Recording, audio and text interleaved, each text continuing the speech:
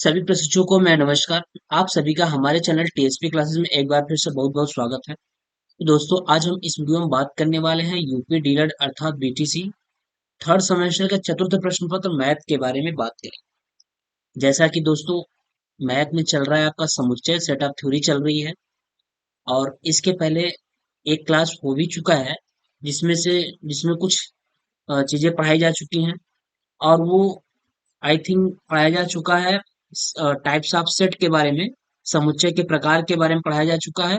और उसमें समुच्चय के प्रकार में हम एकल समुच्चय तक पढ़ा दिए हैं। कहाँ तक? एकल समुच्चय। एकल समुच्चय एकल समुच्चय तक पढ़ाया जा चुका है। आज जो बात करेंगे वो हम परिमित समुच्चय के बारे में बात करेंगे, फिनिट सेट के बारे में बात करेंगे। देखिए, समुच्चय से जो आपका एग्जाम से प्रश्न जो बनता है वो 1 से 2 नंबर का बनता है। ठीक है।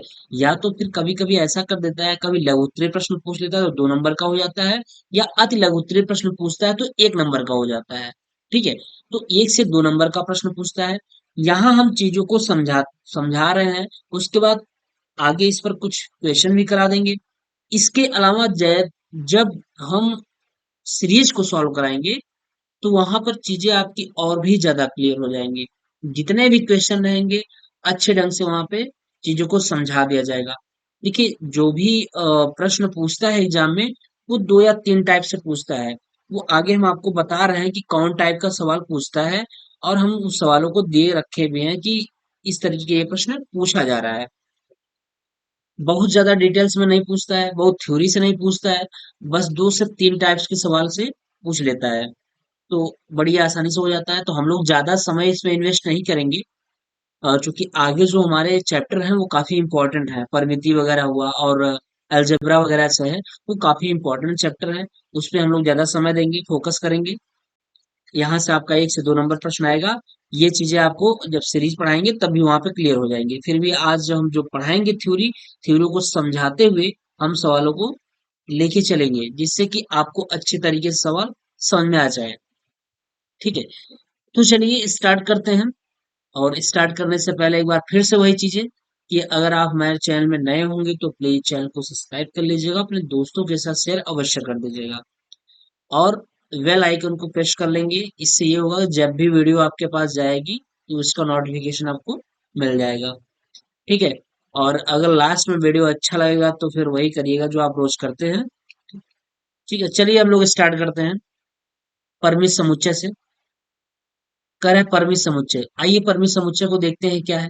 परमित समुच्चय: यदि किसी समुच्चय के विभिन्न अवयवों की संख्या निश्चित अथवा अथवा सीमित हो, अर्थात गिनी जा सके, तो उस समुच्चय को परिमित समुच्चय कहते हैं। यानी परिमित समुच्चय क्या होगा? परिमित समुच्चय वे समुच्चय होती हैं जिनके अवयवों की संख्या क्या होनी चाहिए? निश्चित होनी चाहिए। क्या होना चाहिए? निश्चित होना चाहिए। वो हमारे किस में आएंगे? सीमित अथवा परिमित समुच्चय में आ जाते हैं।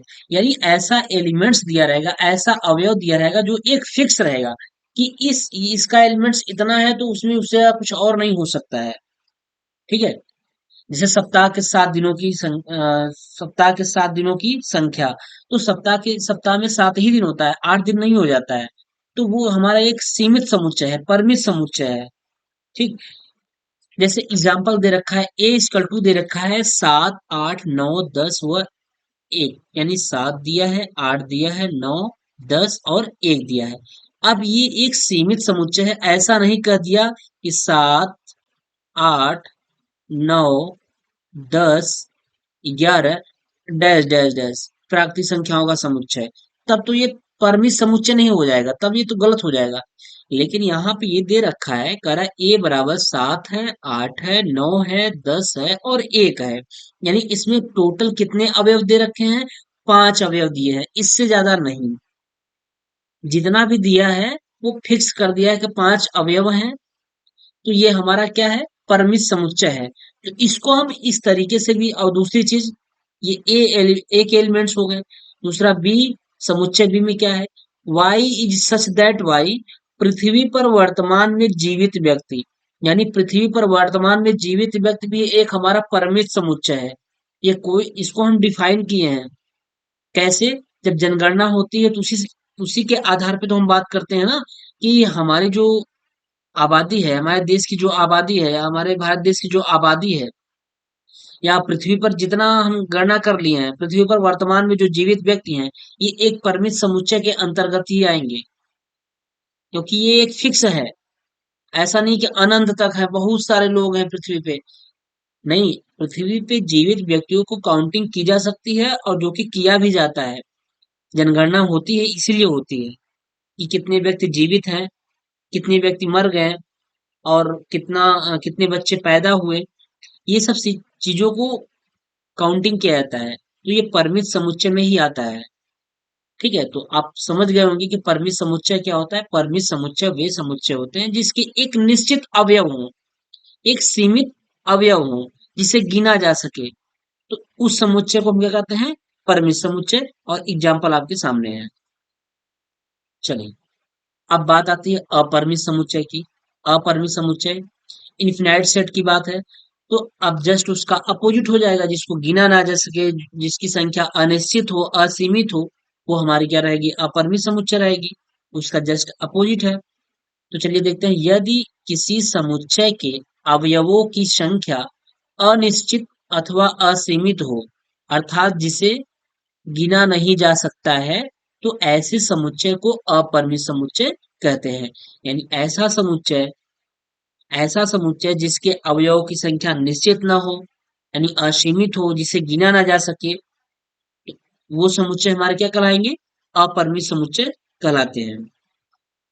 जैसे सेट अप समुच्चय n बराबर दिया है 1 2 3 4 5 डैश डैश डैश। ये एक प्राकृतिक संख्या चल रही, नहीं चल रही? क्या प्राकृतिक संख्या खत्म हो सकती है? नहीं। हजार, 10,000, लाख, 10 लाख, करोड़, 10 करोड़, अरब, खरब, संख, ये ऐसे ही अनगिनत चलती रहती है। तो वही चीज ये हमारी अपरिमित समुच्चय में आ जाएगा। यानी प्राकृतिक संख्याओं का कोई अंत नहीं है। यहाँ लिखा भी है प्राकृतिक संख्याओं का कोई अंत नहीं है। यानी प्राकृतिक संख्याओं की जो समुच्चय है वो अपरिमित समुच्चय है। लेकिन इसी में सवाल कुछ ऐसे ही पूछ सकता है कि प्रथम 10 प्राकृतिक संख्याओं का समुच्चय। अगर पूछ दे कि प्रथम, कह दे प्रथम 10 प्राकृतिक संख्याओं का समुच्चय क्या होगा? तो क्या आप बताएं, क्या ये अपरिमित समुच्चय है? नहीं, ये परिमित समुच्चय है। कौन सा समुच्चय है ये? परिमित समुच्चय में आएगा। क्यों? क्योंकि वो कह दिया है कि प्रथम 10 प्राकृतिक संख्याएं, यानी एक से लेकर के 10 तक की प्राकृतिक संख्याएं ही हैं। एक से लेके 50 कह दे, एक से लेके 1 लाख कह दे, एक से कह दे 10 लाख कह दे, एक से 1 करोड़ तक कह दे, तभी वो परिमित समुच्चय में ही आएगा। यानी जिसको हम एक डिफाइन कर ले रहे हैं, हम एक टारगेट रख रहे हैं कि ये यहां से लेके यहां तक हमको जाना है। 1 किलोमीटर से, यानी यहां से चलना है, 100 किलोमीटर तक जाना है। ठीक है, तो ये सब सारी चीजें क्या है, हमारी प्राकृतिक संख्याओं, जो परिमित समुच्चय में आएंगी। अगर किसी चीज को फिक्स कर दिया जाएगा तो हमारी परिमित समुच्चय में आएगी। लेकिन अगर किसी चीज को फिक्स ना किया जाए, जैसे यहाँ दे रखा है कि प्राकृतिक संख्याओं का समुच्चय, तो प्राकृतिक संख्याओं का अंत नहीं है। इसलिए जो प्राकृतिक संख्या है ये हमारी अपरिमित समुच्चय के अंतर्गत आएंगी। दूसरा विधि है A equal to X such that X. देखिए, एक गुण विधि लिखा गया है, और एक आपकी इधर दो विधियां हम पढ़ाए थे। अगर आपको याद है तो हम दो विधि पढ़ाए थे, और दोनों विधि को साथ में लेकर चल रहे हैं। एक रोस्टर विधि थी, यानी सारणी विधि थी, और दूसरी क्या थी, गुण विधि थी। तो जो हमारी ये है, ये गुण विधि है। इसको कौन सी विधि कहते हैं? गुण विधि कहते हैं। और ये वाली कौन सी विधि है? रोस्टर विधि। गुण विधि मतलब हम स्पेशली खोजते हैं कि उसकी प्रॉपर्टी क्या है, और उसी से हम उसको डिफाइन कर लेते हैं। A equal to X such that X. आकाश में तारों की संख्या, क्या आप काउंट कर सकते हैं क्या? आकाश में तारों की संख्या क्या आप गिन सकते हैं? अगर गिन सकते हैं तो गिन करके कमेंट करके अवश्य बताइएगा कि आकाश में तारों की संख्या इतनी है। कमेंट अवश्य करिएगा कि आकाश में तारों की संख्या इतनी है। ठीक है, आप नहीं काउंट कर पाएंगे, आकाश में तारों की संख्या असंख्य होती है, इसलिए हमारी कौन सा समुच्चय है? अपरिमित समुच्चय। आप अपनी बुक को उठाइएगा, इसी तरीके से उसमें खूब प्रश्न पूछ रखा है यार, वो एग्जाम में नहीं आया है, लेकिन प्रैक्टिस के लिए आप वहां से कर सकते हैं। तो ये चीजें आपको समझ में आ गई होंगी कि ये हमारा समुच्चय है या समुच्चय नहीं है। अगर समुच्चय है तो परिमित समुच्चय है तो वो समुच्चय है, और अपरिमित में आएगा तो समुच्चय नहीं हो रहा है, नहीं बन रहा है वो। तो किताब में दिया है, थ्योरेटिकल सवाल दिया है, खूब ढेर सारा दे रखा है, आप वहां से प्रैक्टिस कर लीजिए। ठीक है, ऐसे खूब पूछ रखा है, जब आप बुक खोलेंगे तो आपको खुद दिखेगा। ठीक है,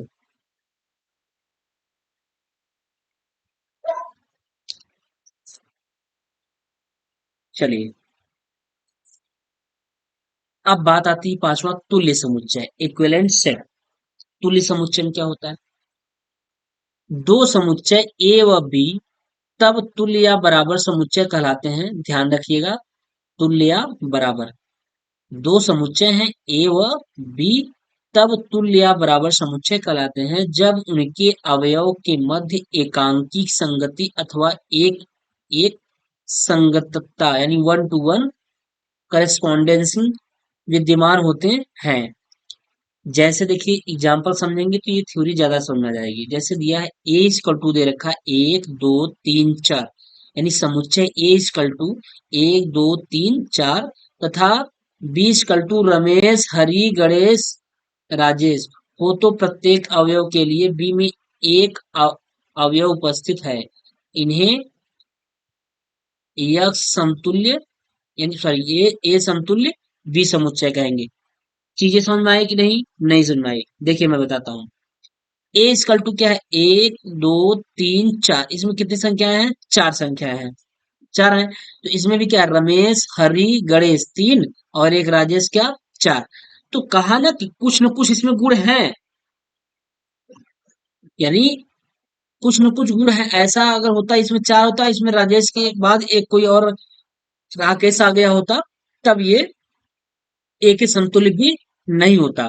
तो यहाँ संख्या में बराबर है, संख्या चार संख्याएं इसमें भी हैं, और चार संख्याएं इसमें भी हैं, इसलिए ये संख्याओं में बराबर है, इसलिए तुल्य समुच्चय के अंतर्गत आएंगे ये। यानी प्रत्येक अवयव के लिए बी में एक अवयव उपस्थित है, एक अवयव एक गुण मिल रहा है, तो इन्हें ए समतुल्य या ए इक्विवेलेंट बी लिखेंगे। इसे संकेत, ये समतुल्य का संकेत है, इसको इंग्लिश में इक्विवेलेंट बोलते हैं। ठीक, चलिए एग्जाम्पल देके आपको बता भी दिया गया है ये। अगला है छठवां, सम अथवा समान समुच्चय, इक्वल सेट। सम अथवा समान समुच्चय में क्या है? यदि ए व बी दो ऐसे समुच्चय हों कि ए का प्रत्येक अवयव बी का भी अवयव हो, और बी का प्रत्येक अवयव अवयव ए का भी अवयव हो, ए का भी अवयव हो, तो ए व बी समान समुच्चय कहलाते हैं। जैसे देखिए ए बराबर एक्स वाई जेड, बी बराबर वाई जेड एक्स, केवल प्लेस चेंज किए गए हैं, बाकी चीजें वही हैं। यक्स वाई जेड इसमें भी है, यक्स वाई जेड इसमें भी है, बस यहाँ पर पहले स्थान पे यक्स हो गया तो यहाँ पहले स्थान पे वाई हो गया, दूसरे स्थान पे वहां यहाँ वाई था तो दूसरे स्थान पे यहाँ जेड हो गया है, तीसरे स्थान पे यहाँ जेड था तो तीसरे स्थान पे यहाँ यक्स हो गया है, जो पहला था यहाँ पे तीसरा चला आया है। लेकिन एलिमेंट्स तो वही है ना, एलिमेंट्स वही है, जब एलिमेंट्स वही है तो ए इक्वल टू बी, यानी ए बराबर है समुच्चय, समुच्चय ए बराबर समुच्चय बी, यानी इसको हम लिख सकते हैं समुच्चय ए बराबर समुच्चय बी। ठीक, समुच्चय ए इक्वल टू समुच्चय बी हो जाएगा। ठीक है ना, ये हो गया। चलिए, सम अथवा समान समुच्चय हो गया ये। तो सम अथवा समान समुच्चय आप समझ में गए होंगे। करना इसमें कुछ नहीं है, एलिमेंट्स वही रहेंगे, प्लेस अगर चेंज है तो कोई दिक्कत नहीं है। ठीक है, ये सम अथवा समान समुच्चय में आ जाएंगे। अगला, कुछ अन्य समुच्चय हैं और यही ज्यादा इंपॉर्टेंट भी हैं, जो हमारे अन्य समुच्चय हैं यही कुछ ज्यादा इंपॉर्टेंट है। ठीक, अब अन्य समुच्चयों को हम देखेंगे। तो जो हमारे अन्य समुच्चय हैं यही से प्रश्न पूछा भी जाता है। आप सीरीज को उठा लीजिए, बुक को भी उठा लीजिए, कहीं भी देखिए, यही से प्रश्न अवश्य बनते हैं। सबसे ज्यादा प्रश्न आपके यही से बनते हैं। चलिए, पहला उपसमुच्चय, सबसेट जिसको बोलते हैं। उपसमुच्चय क्या है? यदि दो समुच्चय ए व बी में ए का प्रत्येक अवयव बी का भी अवयव हो। यदि दो समुच्चय ए व बी में ए का प्रत्येक अवयव बी का भी अवयव हो तो ए को बी का उपसमुच्चय कहते हैं। इसका कहने का सेंस यही है कि दो समुच्चय हो, अगर जैसे ए समुच्चय ए दिया हो और समुच्चय बी दिया हो, तो ए के जो प्रत्येक अवयव हो बी के प्रत्येक अवयव में मिलते हो, बी में प्रत्येक अवयव हो वो, तो वही आपका क्या कहलाएगा? सबसेट होगा। सबसेट को हम इस साइड यू से प्रदर्शित करते हैं। देखिए, ये इस तरीके से द्वारा प्रदर्शित करते हैं। जैसे एग्जांपल दे रखा है, ए इक्वल टू दिया है 3 4 7 और बी इक्वल टू दिया है 2 4 3 6 7। अब मुझे बताइए, हम केवल अभी यहाँ ए सबसेट बी की बात कर रहे हैं। किसकी? ए सबसेट बी की बात कर रहे हैं, बी सबसेट ए की बात अभी नहीं करेंगे। जब बी सबसेट ए की बात करेंगे तो वो चीजें अलग हो चुकी होंगी। अभी केवल ए सबसेट बी की बात कर रहे हैं। तो ए सबसेट बी हो क्या जाएगा? इसमें दिया था कि दो समुच्चय अगर ए व बी दिए हैं तो ए का जो प्रत्येक अवयव होगा बी का भी अवयव हो। तो देखिए, इसमें 3 है 4 है 7 है, तो क्या बी वाले में भी 3 4 7 है? अगर बी वाले में भी 3 4 7 होगा तो वो सबसेट होगा, यानी ए सबसेट बी तब तो प्रूफ होगा। अगर नहीं होगा तो ए सबसेट बी नहीं है, तब हो जाएगा A subset is not B, is not equal B, यानी ए सबसेट बी नहीं होगा ये तब। तो देखिए, 3 4 7, तो यहाँ है 3 है 4 है और क्या है 7 है, मिल रहा है। तो जब मिल रहा है तो ए सबसेट बी हो जाएगा, यानी ए के प्रत्येक एलिमेंट्स जो हैं बी के, एक समुच्चय ए के प्रत्येक एलिमेंट्स समुच्चय बी के एलिमेंट्स में मिल रहे हैं, इसलिए ए सबसेट बी होगा। ठीक, तो आई थिंक सबसेट समझ में आ गया होगा सबसेट क्या है। अगला देखिए, दूसरा अब आ गया है अधिसमुच्चय, सुपर सेट। क्या? Super set. अभी सबसेट आप पढ़े हैं, अभी ऊपर क्या पढ़े हैं? सबसेट पढ़े हैं, सबसेट पढ़े हैं। अब क्या पढ़ रहे हैं? Super set. सुपर सेट, अब देखिए सुपर सेट क्या होता है? अलसमुच्चय, यदि समुच्चय ए समुच्चय बी का उपसमुच्चय है। ध्यान दीजिएगा, यदि समुच्चय ए जो है समुच्चय बी का उपसमुच्चय है, किंतु समुच्चय बी ए का उपसमुच्चय नहीं है, यानी समुच्चय जो बी है बी का समुच्चय ए का समुच्चय नहीं है। समुच्चय बी जो है ए का उपसमुच्चय नहीं है, अर्थात समुच्चय ए का प्रत्येक अवयव बी में उपस्थित है, यानी ए के जो प्रत्येक अवयव हैं बी में तो उपस्थित हैं, लेकिन बी के किंतु बी का प्रत्येक अवयव ए में उपस्थित नहीं है। तो ऐसी स्थिति में ए तथा बी का उपसमुच्चय तथा बी का अलसमुच्चय कहते हैं। यानी ए का प्रत्येक अवयव बी में उपस्थित है, तब तो हम उसे ए उपसमुच्चय यानी ए सबसेट बी कह देंगे। ए के प्रत्येक एलिमेंट्स बी में अगर मिल रहे हैं तो वो तो ए उपसमुच्चय बी हो गया। लेकिन अगर बी का समुच्चय समुच्चय बी का अवयव अगर ए में नहीं मिल रहा होगा तो वो क्या हो जाएगा? अधिसमुच्चय कहलाएगा। अगर मिल जाता तब तो वो बी उपसमुच्चय ए हो जाता, लेकिन नहीं मिला, इसलिए वो क्या कहलाया? अधिसमुच्चय कहलाया। बी के प्रत्येक एलिमेंट्स ए में नहीं मिल रहे हैं, ऐसी कंडीशन में असमुच्चय होगा। जैसे देखिए एग्जांपल में लिखा है, यदि ए इक्वल टू 1 2 3 और बी इक्वल टू 1 2 3 4 हो तो अब क्या हो जाएगा, हो तो ये हो जाएगा बी सुपर सेट हो जाएगा। चिन्ह वही रहेगा लेकिन चीजें बदल जाएंगी। अब ये हो जाएगा बी सुपर सेट, क्योंकि बी के प्रत्येक एलिमेंट्स ए में नहीं मिल रहे हैं। अगर हम इसकी बात करें, इस और इसकी बात करें, तो ए सबसेट बी हो जाएगा। क्यों कि ए के प्रत्येक एलिमेंट्स बी में मिल रहे हैं, लेकिन बी के प्रत्येक एलिमेंट्स ए में नहीं मिल रहे हैं, इसलिए बी असमुच्चय ए हो जाएगा ये। ठीक है, फिलहाल यहाँ से प्रश्न नहीं पूछता है। अ, अभी तक आप उठा के सीरीज देख लीजिए, इन सबको प्रश्न, ये सबसे प्रश्न नहीं पूछता है। अब जो हम पढ़ाने वाले हैं वहां से प्रश्न बनता है, और वहीं से हम प्रश्न को भी लाए हैं। किस तरीके का जो प्रश्न पूछा जा रहा है, किस तरीके का प्रश्न पूछा जा रहा है, उसको हम अभी हल कराएंगे, जिससे कि आपको किसी भी तरह की परेशानी ना हो और आराम से आप एग्जाम में कर लेंगे। देखिए, सार्वत्रिक समुच्चय वेरी मोस्ट इंपॉर्टेंट है, वेरी मोस्ट इंपॉर्टेंट।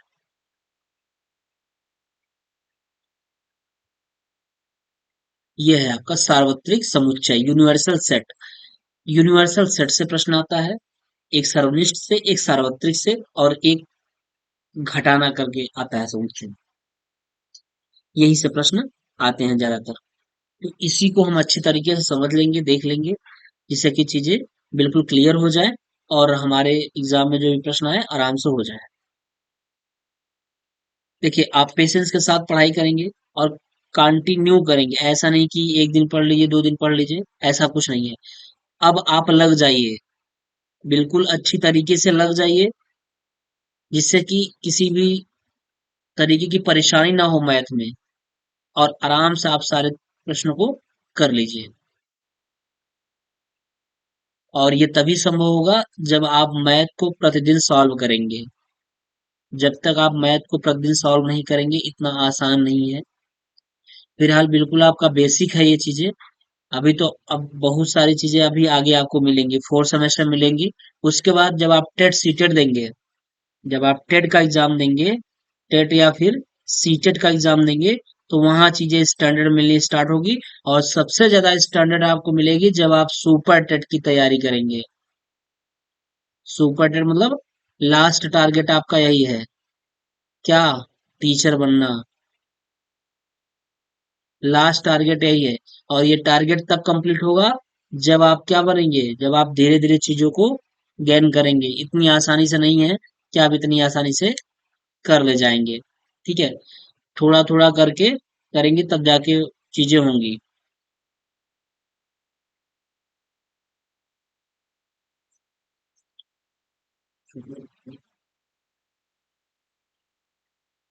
ठीक है, तो इसलिए आप मैथ के साथ, मैथ के साथ कंटिन्यू लगे रहिए और प्रतिदिन मैथ को हल करिए। ठीक, अन्यथा की स्थिति में वही कंडीशन होगा कि लास्ट में बैक वाला सिस्टम आ जाता है। तो सार्वत्रिक समुच्चय हम लोग देखते हैं, यूनिवर्सल सेट देखते हैं, और यहीं से प्रश्न पूछा भी जाता है, बढ़िया से बढ़िया अच्छे अच्छे प्रश्न बनते हैं यहाँ से। और आराम से आप कर लेंगे, बहुत ही सिंपल क्वेश्चन होता है। ठीक है, अभी आगे जो आपके मैथ के चैप्टर मिलेंगे वो स्टैंडर्ड रहेंगे, वहां से प्रश्न कुछ ज्यादा पूछे जाते हैं, इसलिए हम लोग ज्यादा समय उधर देंगे। और कोशिश करिए आप लोग दशरथ माझी बनने की। दशरथ माझी की आप कहानी सुने होंगे कि वो किस तरीके से चीजों को रेगुलर लगे थे 20 साल में, किस तरीके से वो पहाड़ को काट करके रास्ता निकाल दिए थे। तो अब आपका वो समय भी आ गया है दशरथ माझी बनने का, कि आप लग जाइए। थर्ड सेमेस्टर में है, इसके बाद फोर्थ सेमेस्टर होगा, इसको एक ही सेमेस्टर है, उसके बाद आपका लास्ट टारगेट होगा सुपर टेट का। यानी जिसके लिए आप कड़ी मेहनत कर रहे हैं, पढ़ाई कर रहे हैं, वो लास्ट आपका टारगेट सुपर टेट होगा। जिस दिन आप ये क्लियर कर लेंगे, टीचर बन जाएंगे, सारी मेहनत आपकी सफल हो जाएगी। तो इसके लिए आपको दशरथ माझी बनना पड़ेगा। पहाड़ों को प्रतिदिन काटना पड़ेगा, थोड़ा थोड़ा थोड़ा थोड़ा काट करके काटना, काटते काटते तब जाके चीजें क्लियर होंगी, रास्ता तब जाके आपका क्लियर होगा। तो जिस तरीके से आप लोग अगर दशरथ माझी की कहानी नहीं सुने होंगे तो एक बार देख लीजिएगा, बहुत ही अच्छे आपके लिए वो प्रेरणा का काम करेगा। क्योंकि दशरथ माझी ऐसे पर्सन थे जो निरंतर लगे थे अपनी, जो उनका टारगेट था वो उस टारगेट पे निरंतर लगे हुए थे, और लास्ट टाइम वो उस मुहिम को प्राप्त भी कर लिए। उस समय उनको लोग पागल बोला करते थे, ठीक। लेकिन आज वो इतिहास में एक अपना अलग ही स्थान बना रखे हैं। तो इसलिए आप लोग भी उस तरीके का प्रयास करिए और अपनी पढ़ाई में अब लग जाइए। आपके पास समय बहुत कम है। एग्जाम आपका मुश्किल से हमको लगता है 1 डेढ़ महीना है, और थर्ड सेमेस्टर हो जाएगा, उसके बाद एक सेमेस्टर और देंगे आप लोग, फिर उसके बाद सीधा बैठेंगे सुपर टेट में। तो सुपर टेट में ही मेहनत करने से अच्छा है कि हम इधर से मेहनत करें और अपने बेसिक कंसेप्ट को क्लियर कर लें। जब हमारा बेसिक कंसेप्ट क्लियर रहेगा तो हम बड़े आराम से सुपर टेट को भी क्वालिफाई कर लेंगे।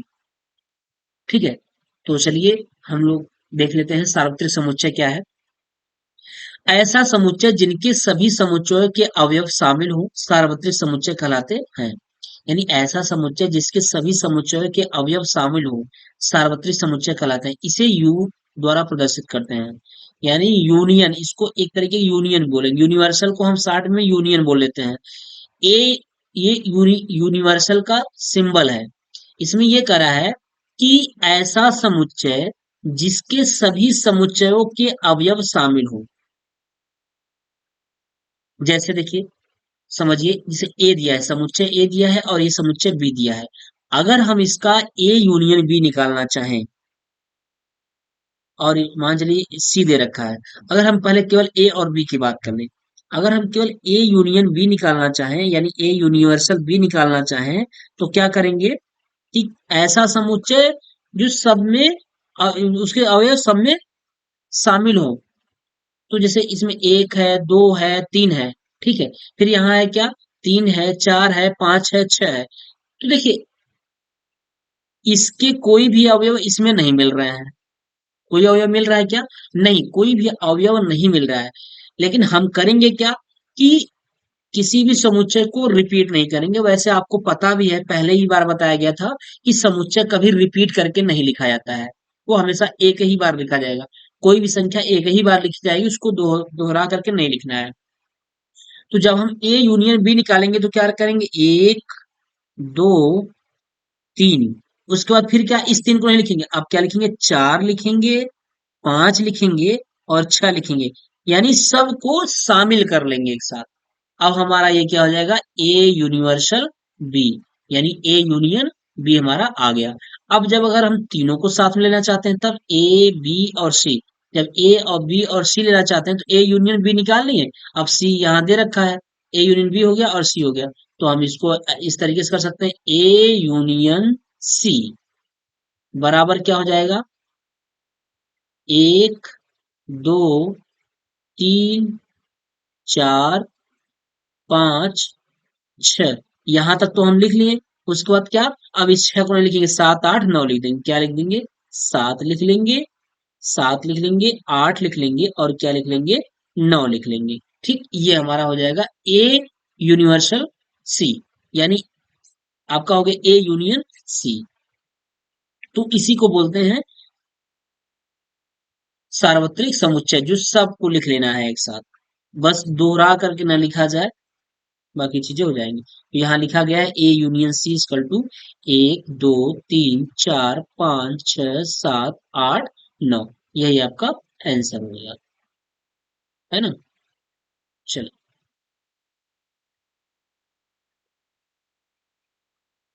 अगला क्या कर रहा है, चौथा सर्वनिष्ठ समुच्चय। अब देखिए, इंटरसेक्शन सेट, सर्वनिष्ठ समुच्चय में क्या होता है, सर्वनिष्ठ समुच्चय दो या दो से अधिक समुच्चयों के उभयनिष्ठ अवयवों के समुच्चय को कहते हैं। यानी जो कॉमन मिलता रहेगा। उभयनिष्ठ का मतलब क्या होता है? कॉमन। सर्वनिष्ठ समुच्चय दो या दो से अधिक समुच्चय, जैसे दो समुच्चय दिया है, समुच्चय ए दे रखा है और समुच्चय बी दे रखा है। ठीक है, तो हम इसमें देखेंगे इसके जो अवयव हैं और इसके जो अवयव हैं, इन दोनों अवयवों में कौन सा कॉमन है, वही हमारा ए इंटरसेक्शन बी हो जाएगा। इसके पहले क्या करते थे? ए यूनियन बी में क्या करते थे? ए यूनियन बी में ये करते थे कि हम सबको एक साथ लिख लिया करते थे, जो इसके एलिमेंट्स हैं और जो इसके एलिमेंट्स हैं, सबको हम एक साथ लिख लिया करते थे। बस इतना करते थे कि कोई चीज रिपीट ना होने पाए, बस बाकी चीजें वैसे ही लिख देंगे, बस रिपीट नहीं करना है। लेकिन ए इंटरसेक्शन बी में क्या करेंगे? ए इंटरसेक्शन में बी में हम सर्वनिष्ठ खोजेंगे, सॉरी, ए इंटरसेक्शन बी में हम उभयनिष्ठ अवयव को खोजेंगे, यानी कॉमन अवयव को खोजेंगे। जो एलिमेंट्स, माफ करिएगा, जो समुच्चय ए में एलिमेंट्स हो और समुच्चय बी में एलिमेंट्स जो हैं, उन दोनों एलिमेंट्सों का जो उभयनिष्ठ बन रहा है, कॉमन बन रहा है, उसी को हम लिख लेंगे। यही हमारा ए इंटरसेक्शन बी हो जाएगा। तो चलिए, समुच्चय ए और बी के सर्वनिष्ठ को ए इंटरसेक्शन बी से निरूपित किया जाता है। इसे ए सर्वनिष्ठ बी भी पढ़ा जाता है। ठीक है, ये है। अब जैसे सवाल दे रखा है समुच्चय ए। अब अच्छा, ठीक है, ये तो क्वेश्चन हो गया। हम इसी को एक बार थोड़ा सा समझा लेते हैं। एग्जाम्पल इसका नहीं दिया गया, एग्जाम्पल यहाँ देख लीजिए। Suppose that A equal to दे रखा है कितना? ए इक्वल टू, ए दिया है, बी दिया है, सी दिया है और एफ दिया है। ठीक, और समुच्चय बी इक्वल टू क्या दे रखा है? समुच्चय बी इक्वल टू दे रखा है, मान चलिए बी दिया है, एफ दिया है, डी दिया है और आई दिया है। ठीक, ये दे रखा है आई। अब कह रहा है कि आप मुझे बताइए A intersection B, A intersection B क्या होगा? तब आप ए इंटरसेक्शन बी लिखेंगे क्या? देखेंगे ए के जो एलिमेंट्स है और जो बी के एलिमेंट्स हैं, इन दोनों में कॉमन कौन बन रहा है। तो यहाँ आपको कॉमन एक तो ये दिख रहा है, क्या? एक तो ये दिख रहा है, डी वाला दिख रहा है, इसमें भी है, इसमें भी है, और क्या दिख रहा है? एफ है, एफ इसमें भी, इसमें भी। यहाँ डी है, इसमें डी नहीं है, और इसमें आई है, इसमें भी आई नहीं है। तो A intersection B equal to हो जाएगा क्या? बी हो जाएगा, और क्या हो जाएगा? एफ हो जाएगा। यही इसका क्या हो जाएगा? आंसर हो जाएगा। ठीक, यही क्या हो जाएगा? आंसर हो जाएगा। एक और अगर हम बताएं आपको, तो देखिए, या ऊपर देख लीजिए, इसमें से आप, जैसे सपोज दैट दे रखा है ए इक्वल टू 3, 4, 6, 1, और बी इक्वल टू दे रखा है, बी इक्वल टू 3, 5, 2, 7। तो बताइए अब, फिर बताइए, A intersection, A intersection B equal to कितना होगा? तो आप यही करेंगे कि एलिमेंट्स, समुच्चय ए के जो एलिमेंट्स हैं, समुच्चय बी के एलिमेंट्स में कौन कौन उभयनिष्ठ, कौन कौन कॉमन मिल रहा है, वही उसका आंसर होगा। तो 3 इसमें है और 3 इसमें है। ठीक, और कुछ मिल रहा है? यहाँ 4 हो गया, यहाँ 6 हो गया, यहाँ 1 हो गया, कुछ नहीं मिल रहा है। तो केवल और केवल कितना होगा? 3 हो जाएगा। यही आंसर हो जाएगा। इसी को हम बोलते हैं सर्वनिष्ठ समुच्चय। ठीक, यही क्या हो जाएगा? सर्वनिष्ठ समुच्चय हो जाएगा। चलिए, अब हम कुछ इंपॉर्टेंट प्रश्न के साथ आते हैं। कुछ प्रश्न दिया हुआ है, उसको हल कर लेते हैं। ठीक है, देखिए प्रश्न क्या दे रखा है? समुच्चय A equal to A B C, समुच्चय A equal to A B C, और समुच्चय बी इक्वल टू दे रखा है बी सी ए डी हो, तो क्या ए, आप बताइए ए ये किसका सिंबल है? अभी आपको बताया गया था, ये जो सिंबल है, देखिए यहाँ पे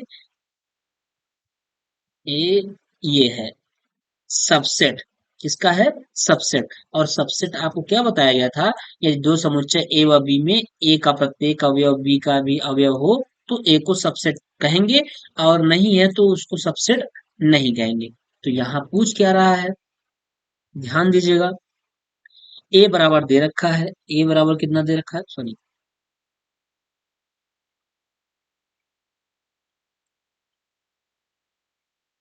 ए बराबर, ए बराबर दे रखा है ए बी सी, और बी बराबर कितना दे रखा है?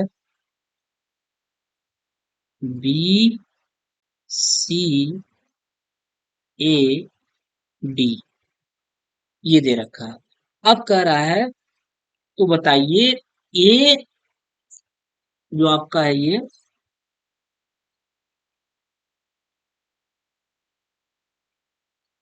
ए सबसेट बी क्या होगा? तो A subset B, A subset B, A A subset B equal to क्या हो जाएगा? ए बी सी है, इसमें भी ए है, बी है, सी है। तो पूछ रहा है क्या ए सबसेट बी होगा? तो आप इसको यहाँ पे लिख सकते हैं, हाँ, हाँ, ए सबसेट बी होगा। यहाँ निकालने की कोई जरूरत नहीं होगा, क्योंकि क्योंकि ए के समस्त अवयव, ए के समस्त अवयव बी में उपलब्ध हैं, इसलिए ये संभव है। क्या संभव है? ए subset, A subset B, A subset B, ये संभव है। और दूसरा केस क्या कर रहा है? बी सबसेट ए क्या संभव है? क्या बी सबसेट ए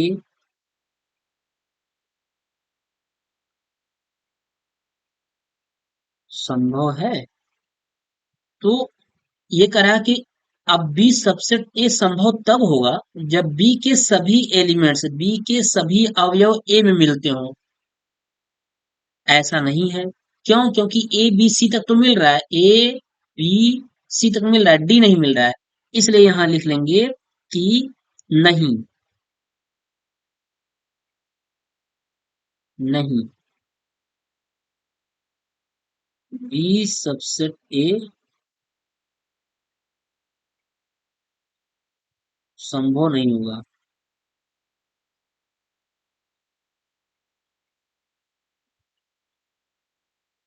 क्योंकि क्योंकि बी के बी के समस्त अवयव ए में उपलब्ध नहीं है,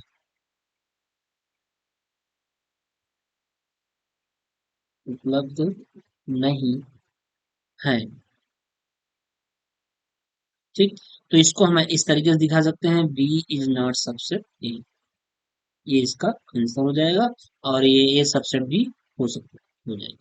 ठीक, ये इसी तरीके से लिखना था और इसमें कुछ लगाना नहीं था। चलिए अगला प्रश्न। अब देखिए ये प्रश्न इंपॉर्टेंट है, 2017 के सेकंड फेज में प्रश्न पूछा गया है। कह रहा है यदि समुच्चय ए बराबर 8 12 15 16 और बी बराबर 8 15 17 20 हो तो समुच्चय ए यूनिवर्सल बी यानी ए यूनियन बी तथा ए इंटरसेक्शन बी ज्ञात कीजिए। दो सवाल पूछ रहा है इसमें, 2 नंबर का ये सवाल होगा कि समुच्चय ए बराबर दिया है और समुच्चय बी बराबर दे रखा है। अब पहले ए यूनियन बी पूछ रहा है, तो देख लीजिए क्या क्या दे रखा है। ए इक्वल टू दे रखा है 8, 12, 15, 16 और बी इक्वल टू क्या दे रखा है? बी इक्वल टू 8, 15, 17, 20 ये। अब ये तो दे रखा है समुच्चय ए दे रखा है समुच्चय बी। अब पूछ क्या रहा है? पहले पूछ रहा है ए यूनियन बी, बताइए A union, A universal B. A universal B बराबर क्या होगा? आपको बताया गया था कि ए यूनिवर्सल बी में क्या करिएगा, सबको सम्मिलित कर लीजिएगा। एक बार बस रिपीट नहीं करना है आपको बस। तो कहां से स्टार्ट करेंगे? 8 से। 8, 12, 15, 16 यानी ए के सभी एलिमेंट्स लिख लिए। उसके बाद फिर अब इसमें देखिए 8 है, 8 नहीं लिखेंगे। 15 है, 15 नहीं लिखेंगे। 17 लिखेंगे और 20 लिख देंगे। तो फिर क्या लिख देंगे? 17 हो जाएगा और क्या हो जाएगा? 20 हो जाएगा। यही अब क्या हो गया? आंसर। एक आंसर ये हो गया। अब दूसरा क्या? ए इंटरसेक्शन बी भी पूछ रहा है। क्या पूछ रहा है? A intersection B. तो ए इंटरसेक्शन बी बराबर क्या हो जाएगा? ए इंटरसेक्शन बी हमने बताया था कि ए सर्वनिष्ठ का मतलब, ए सर्वनिष्ठ बी कैसे निकलेगा? वो ऐसे होगा कि समुच्चय ए के जो अवयव होंगे और समुच्चय जो बी के अवयव होंगे, इन दोनों में जो अवयव कॉमन मिलते होंगे वही ए इन, सॉरी सॉरी, इसका सिंबल नीचे होना चाहिए, ये होगा। यानी समुच्चय ए के जो एलिमेंट्स हों और समुच्चय बी के जो एलिमेंट्स हों, उन दोनों में जो उभयनिष्ठ अर्थात कॉमन मिलता होगा वही ए इंटरसेक्शन बी कहलाएगा। तो देखिए कॉमन क्या मिल रहा है? एक तो 8, 8 मिल रहा है, ये हो जाएगा।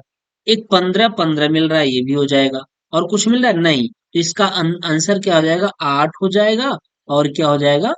15 हो जाएगा। ठीक, ये इसका आंसर हो जाएगा।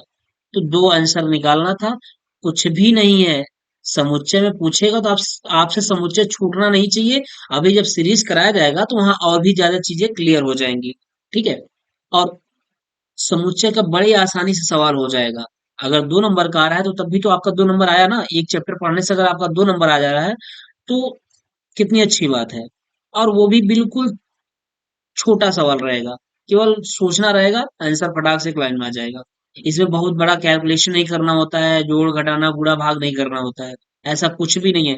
बस दोनों समुच्चय को देखिए और देखिए पूछ क्या रहा है, बस दिमाग में होना चाहिए, छपा होना चाहिए कि इसका मतलब क्या होता है, ए यूनियन बी का मतलब क्या होता है, ए इंटरसेक्शन का मतलब क्या होता है।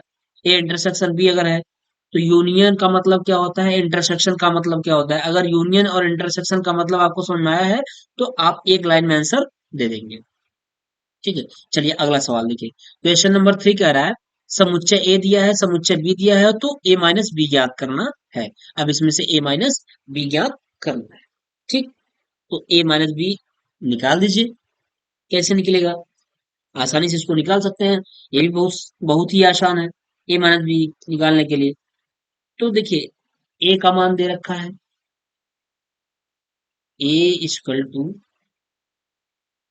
2, 3, 5 और बी इक्वल टू दे रखा है 5, 7, 3। ठीक।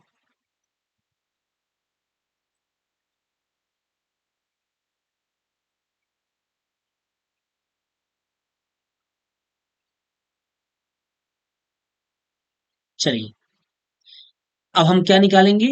ए माइनस बी निकालना है। ठीक।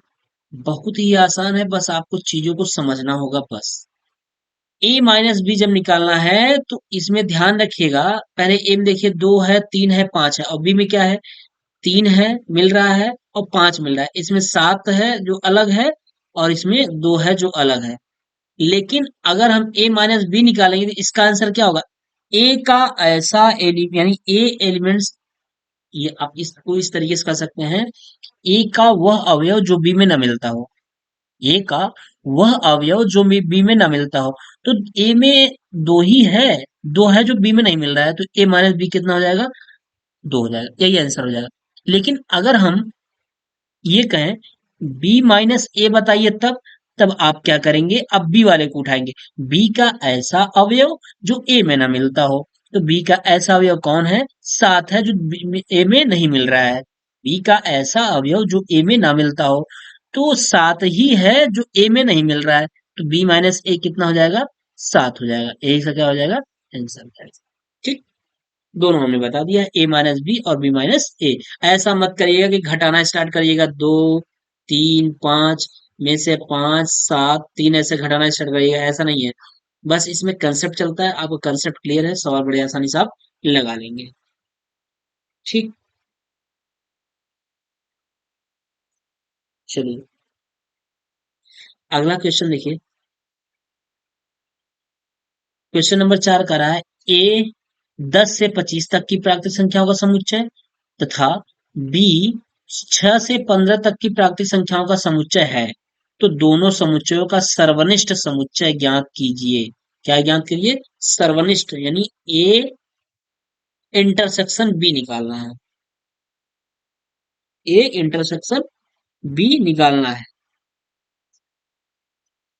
चलिए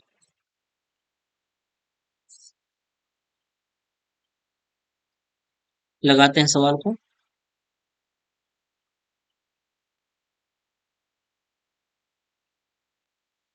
ए बराबर पहले निकाल दिए, ए बराबर क्या हो जाएगा, ए बराबर जो समुच्चय हो जाएगा वो कह रहा है 10 से 25 तक की, यानी 10 हो जाएगा, 11 हो जाएगा, 12 हो जाएगा, 13 हो जाएगा, 14 हो जाएगा, 15 हो जाएगा, 16, 17, 18, 19, 20, 21, 22, 23, 24, 25, ये हो गया। और बी बराबर कितना दे रखा है, बी बराबर दे रखा है बी 6 से 15 तक की। कहां से, 6 से 15, 6, 7, 8, 9, 10, 11, 12, 13, 14, 15। ठीक, ये 6, 7, 8, 9, 10, 11, 12, 13, 14, 15, ये है। बी का मान दे रखा है, अब कह रहा है समुच्चय ए हमको मिल गया, समुच्चय बी मिल गया। अब हमसे पूछ रहा है कि आप बताइए ए सर्वनिष्ठ समुच्चय है, यानी ए सर्वनिष्ठ का मतलब ए इंटरसेक्शन बी पूछ रहा है। सर्वनिष्ठ मतलब इंटरसेक्शन, और सर्वनिष्ठ में कौन आता है, जो कॉमन होता है वही सर्वनिष्ठ में आता है। तो हम यहां से निकालेंगे A intersection B equal to, कितना हो जाएगा, अब इन दोनों में कॉमन जो होगा उसको खोजेंगे। तो कॉमन कहाँ से मिल रहा है, 10 से मिल रहा है, यहाँ से 6, इसके पहले 6 है नहीं, और इसमें 6 से स्टार्ट है, तो मिल कहाँ से रहा है, 10 से, 10 से मिलेगा, 10 मिलेगा, 11, 12, 13, 14, 15, यानी 10, 11, 12, 13, 14, 15, यहाँ तक कॉमन मिल रहा है। ये चीजें कॉमन मिल रही है दोनों में। जब ये चीजें दोनों में कॉमन मिल रही हैं, तो इसका आंसर यही हो जाएगा। ठीक, तो ए इंटरसेक्शन बी बराबर क्या हो जाएगा, 10 हो जाएगा, 10, 11, 12, 13, 14, 15, ये हो जाएगा, यही इसका आंसर है। ठीक, ये इसका आंसर हो जाएगा, बस यही पूछ रहा था। और सवाल ऐसा पूछा जा सकता है कि ए दिया है 10 से 25 तक के, अब उसमें कुछ भी दे सकता है, 10 से 20 तक दे सकता है, 10 से 30 तक दे सकता है, 10 से 15 तक दे सकता है। तो इस तरीके से दिया रहेगा ए और बी। जब सर्वनिष्ठ, देखिए सवाल को ऐसे पकड़िएगा, जो इसका हिंदी रहेगा उस चीज को ध्यान रखिएगा। सर्वनिष्ठ का मतलब इंटरसेक्शन, और इंटरसेक्शन इंटरसेक्शन में होता क्या है, इंटरसेक्शन में जो कॉमन बनते हैं उसी चीज को हम लिखते हैं। ठीक है। और एक होता है A union B, A union B जैसे कि ऊपर बताया गया है, ए यूनियन बी में ये आपका सार्वत्रिक समुच्चय आता है, ये वाला सार्वत्रिक समुच्चय। इसमें क्या करते हैं, सीरियल से संख्याओं को लिख लेते हैं, दोहराते नहीं है संख्याएं, मतलब रिपीट संख्याएं ना होने पाए, बाकी एक तरफ से चीजों को लिख लेंगे हम। चलिए, क्वेश्चन पांचवा और लास्ट क्वेश्चन है, यदि a बराबर 1 3 5 7 तथा b बराबर 5 7 8 9 हो तो समुच्चय का संघ ज्ञात कीजिए। अब देखिए ये हिंदी है इसीलिए इसको रखे हैं। संघ मतलब क्या, संघ मतलब यूनियन, ए यूनियन बी इसमें निकालना है। क्या निकालना है, ए यूनिवर्सल बी। उसमें ए, पहले वाले में ए इंटरसेक्शन बी निकालना था, इसमें ए यूनिवर्सल बी निकालना है। संघ को ध्यान रखिएगा, संघ का मतलब यूनियन होता है। ठीक है। और यूनियन में कैसे सवाल लगाया था या वो अच्छे तरीके से बता दिया गया। तो ए बराबर लिख लीजिए, ए बराबर 1 3 5 7, और बी बराबर कितना हो जाएगा, 5 हो जाएगा, 7 हो जाएगा, 8 हो जाएगा, 9 हो गया। ये अब कराया, यदि दिया है, यदि ए बराबर 1 3 5 7, बी बराबर 5 7 8 9, तो दोनों समुच्चय का संघ ज्ञात कीजिए, यानी ए यूनियन बी ज्ञात करिए, यूनिवर्सल मतलब संघ ज्ञात करना है। तो ए यूनियन बी बराबर क्या हो जाएगा, ए यूनियन बी बराबर, ए यूनियन बी में क्या बताए हैं कि चीजें रिपीट ना हो, एक तरफ से लिख लीजिए, 1 3 5 7, फिर ये 5 7 नहीं लिखना है, 8 और 9 लिख लेना है। तो क्या हो जाएगा, 1 हो जाएगा, 3 हो जाएगा, 5 हो जाएगा, 5 हो जाएगा, 7 हो जाएगा, 8 हो जाएगा, और क्या हो जाएगा, 9 हो जाएगा, है ना। ये हो गया। तो 1 3 5 7 8 9, यही इसका क्या हो जाएगा, आंसर हो जाएगा, है ना। तो ए यूनियन बी हो गया। तो इसी तरीके से, और आपका ए, देखिए पूछा जो एग्जाम में ज्यादा पूछा गया है, वो A intersection B, A union B, ठीक, A union B, A minus B, और बी माइनस ए, यही सब ज्यादा पूछा गया है। ठीक है। जब आप सीरीज को हल करेंगे तो आपको ऑटोमेटिक चीजें पता चल जाएंगी। तो इस तरीके से ये समुच्चय का जितने भी थ्योरी थे समुच्चय के, और जो प्रश्न थे उसको बता दिया गया है, करा दिया गया है। आज ये समुच्चय खत्म करते हैं हम। समुच्चय की 2 क्लासें हुई है, और हाँ आई थिंक हमको लगता है 2 क्लासें सफिशियंट है। फालतू का टाइम इन्वेस्ट करने से अच्छा नहीं होगा। ठीक है। क्योंकि आपके पास अब समय बहुत कम है, एग्जाम आपके सर पे है।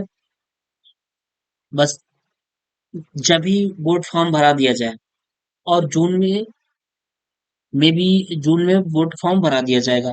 बोर्ड फॉर्म भराने के बाद आपके पास समय नहीं बचता है, तो आप अगर बोर्ड जो भी इंतजार कर रहे होंगे कि बोर्ड का फॉर्म भर लेंगे तो उसका पढ़ाई स्टार्ट करेंगे, तो बिल्कुल नहीं। बोर्ड फॉर्म भरने के बाद आपके पास समय कहाँ मिलता है, 8 से 10 दिन का समय मिलता है। 8 से 10 दिन में आप क्या क्या पढ़ लेंगे, कैसे पढ़ लेंगे। फिर वही लास्ट टाइम में होगा कि बस पास मार्क तक चलिए, अच्छा ये इसमें ये कर लेंगे तो पास हो जाएंगे, बहुविकल्पी पढ़ लेंगे पास हो जाएंगे, या तिलक रट लेंगे पास हो जाएंगे। फिर वही दिक्कत होती है। मैथ के साथ रटने वाली चीजें नहीं आती हैं, बिल्कुल नहीं होती हैं। मैथ रटने वाली बिल्कुल नहीं है।